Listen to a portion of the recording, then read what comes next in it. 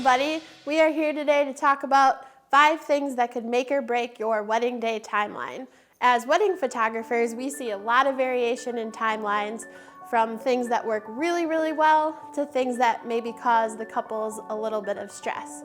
To avoid any of that stress, we work with all of our couples ahead of time to try to help them plan out their timeline and kind of give them tips along the way of what might work best on their wedding day. Obviously, a wedding planner or your coordinator can help you with that, but as photographers, we are involved in most of, if not all of the timeline of your wedding day. So we always want to make sure that runs really smoothly. Obviously, a wedding timeline is not one size fits all, and you're going to have certain things that you want to fit into your day that other people might not want to fit into your day. And we are all for that. We want this to be your day, but it's also important to be realistic about how long certain things take. So you don't find out on the wedding day that something you assumed would take 20 minutes takes an hour, and then you're stressed and everything's running behind. So we're gonna go over those top 5 things that you should know while you're starting to plan your wedding day timeline. All right, number 1, are you going to do a first look? This is probably one of the biggest things that impacts your timeline because it impacts when you can do photos. So a first look, if you don't know, is kind of an intimate, private moment between the bride and groom or the couple before their wedding ceremony. So they're not seeing each other for the first time walking down the aisle. We're usually setting them up somewhere kind of private in a good photo location, where one of them is turned around, typically the groom, and then the bride walks up to the groom, taps him on the shoulder, and they get to share this kind of private, intimate moment together that we're there to capture. Now, the benefits of doing a first look before your ceremony are huge in your timeline. If you do the first look before the ceremony, you're able to take a lot of your pictures before the ceremony starts. So we can take your couples photos and we can take your full wedding party photos before the ceremony. That usually just leaves the family portraits right after the ceremony, and then you have all of that time to join your cocktail hour and relax. Your wedding party is gonna love it because they get to party right after the ceremony instead of taking photos. And you get the photos done earlier, so you also have time to just enjoy your party and celebrate with your guests. We usually build in some time later during that golden hour time to do some more couples photos. So you'll probably still have a few photos after the ceremony, but if you do the first look, that allows you to get those photos done early and also allows you to have a slightly later ceremony time, like maybe 3 or 4. And then that gives your guests kind of less time to have to find something to do in between the ceremony and the cocktail hour. Now, not all of our couples do first looks, and that's perfectly fine. We just ask that right away because if they're not doing a first look, we want to make sure that ceremony time is early enough that it leaves time for almost all of the photos after the ceremony before the reception starts. So then we'll do family photos, wedding party photos, and couples photos after the ceremony. And sometimes our couples want to join the cocktail hour too, so we have to make sure that there's enough time for all of that because we don't want you to feel stressed taking all of those photos. We can get them done fairly quickly depending on especially travel time or if everything's at the same venue. But that's one of the biggest factors, especially on ceremony time, is whether or not you're going to do those photos before the ceremony or after the ceremony. All right, the second question that we ask our couples, or more so we ask Google, is what time is the sunset on your wedding day? It doesn't necessarily change a lot in your timeline, but we always want to take it into account. So the best, dreamiest time for photos, especially on a sunny day, is about a half hour to an hour before that sunset time. So always try to take a few couples photos during that time. Sometimes it works out that most of our photos are taken during that time, but the most popular time for weddings in Wisconsin is in the summer. And so the sunset time is pretty late in the summer. So a lot of times that's going to fall during your reception. So we always try to build it in. If we can sneak you out for like 10-15 minutes during the reception to take some photos when that sun is just about to set and is kind of glowing through the trees or the buildings. If you have a fall wedding, the sunset time's a little bit earlier, so it's usually around 6 or 6:30. That tends to be right about when your reception is starting. So we might want to look at starting the reception just before or just after that golden hour time, so we're able to take a few pictures before your grand march, or that we're able to kind of get everyone settled in for dinner and then sneak you out for like 10 minutes to take photos during that time.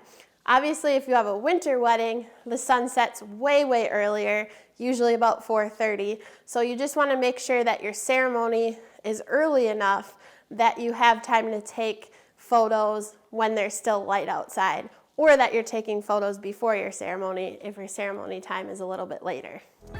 The third question we often ask our couples is, are you doing a receiving line? So a receiving line comes after the ceremony when the couple and sometimes the parents stand in a line outside of the ceremony location, and then the guests file out and greet you and hug you and talk to you for a few seconds one-on-one.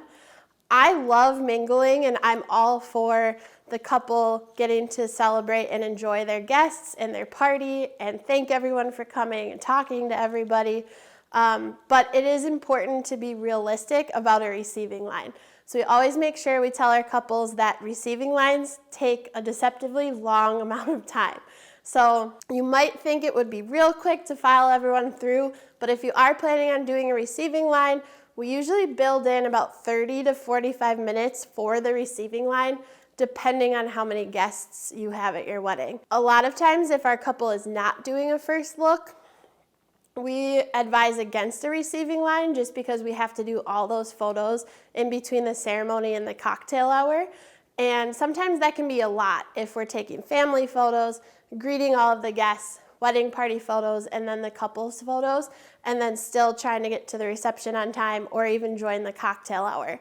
So in that case, we usually advise to skip the receiving line and then save the mingling for the cocktail hour and reception. So we're able to do your photos right away, you're less tired out, and then you can go join your cocktail hour and talk to everybody and relax. Number 4, we always ask our couples, are you traveling from one wedding location to another or one venue to another? So is your ceremony location different than your reception location?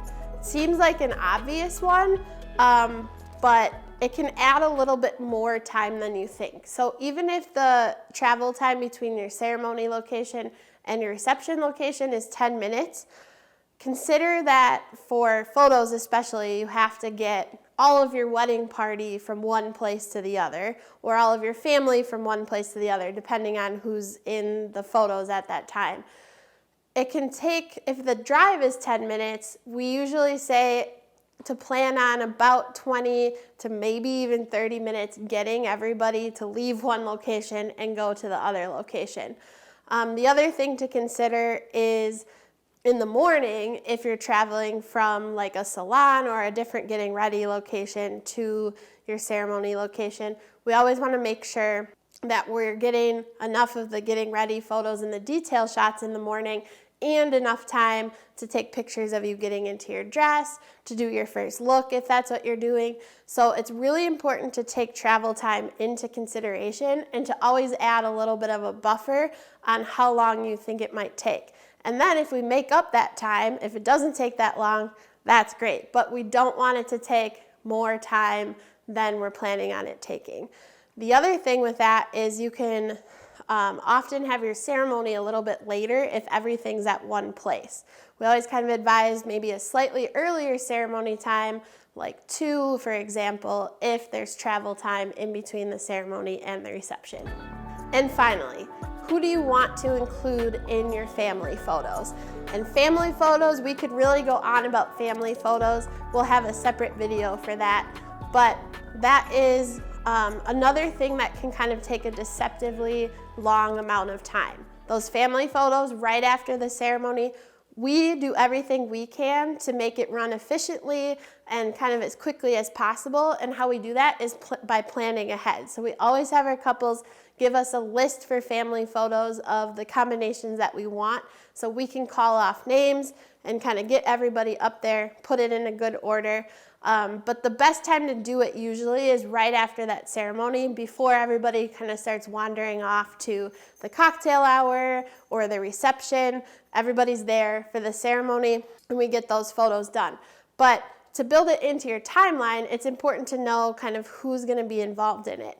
We usually recommend just immediate family and grandparents in the family photos. And then if you want photos with cousins or aunts and uncles and larger groups, we try to save those for the reception or the cocktail hour. So we're able to have like the DJ announce a photo group, and we can kind of take a less formal group photo at the reception, because those take a long time if we're calling off names and reordering people and switching people around. So we usually say immediate family and grandparents is kind of the goal. And then the other thing to think about is the bride and groom being in the photos together versus being in them separately. So we usually advise as many as possible to have the couple in all of the photos, and then just have a few like bride with mom, bride with dad, groom with mom separately, but then have kind of the bigger group photos have the couple in it. Because you are a family now, you'll probably use those photos the most. And having the bride especially move around a lot during those photos can add a lot of time to your family photos. So that's it. Those are the first 5 things we ask our couples as we're helping them plan their timeline. Of course, there's a lot of other things that can play into your timeline, and we are always available to help answer any questions that you might have, and we always help our couples build those timelines as they're leading up to their wedding day. The most important thing to us is that there's enough time for everything that you want on your wedding day. Our number one goal is to have a stress-free wedding day for the couple, because it's your day to enjoy. A stress-free couple makes for the best wedding photos.